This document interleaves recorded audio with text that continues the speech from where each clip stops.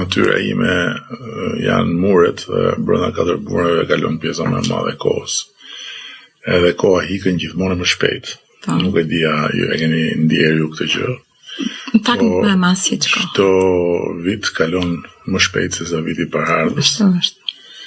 Edhe kur kthen kokën mbrapa, mahnitesh që koha ka ikur e shpejt. A ta vazhdoj dhe një pyetje tjetër? Po patjetër. Po mirë, gjithë kjo energji. A keni thënë ndonjëherë që do ta le, u lodha, do bëj atë gjën e bukur, se unë ndonjëherë fleme them jo, se dhe unë lodhem shumë në këtë fushë që është e vështirë e re, në mëngjes them po, të vazhdoj, nuk të iki. Dëgjoj, kjo është një histori, ngjitje, zbritje, shëshqitje, momente të caktuara, ndihesh i rrëzuar, ka shumë presion, stres, ka momente dhimbje fizike, sepse është shumë e vështirë, besoj unë, ose ndoshta është dhe e pamundur për që t'ja të shpjegosh dikujt që kur arrin në maj je vetëm. Dhe pavarësisht se sigurisht nuk je vetëm në kuptimin fizik të fjalës, sepse i ke disa njerëz, ke dikë që ke shumë afër,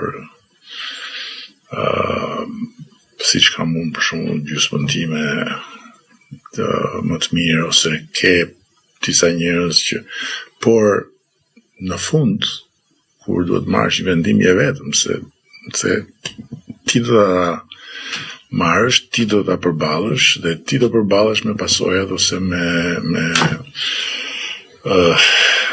ato të papriturat që mund sjellë një vendim.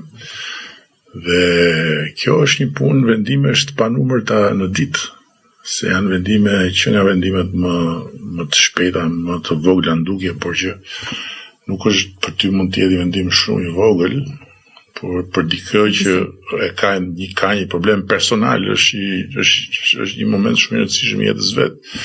Dhe ti duhet dish thuash jo.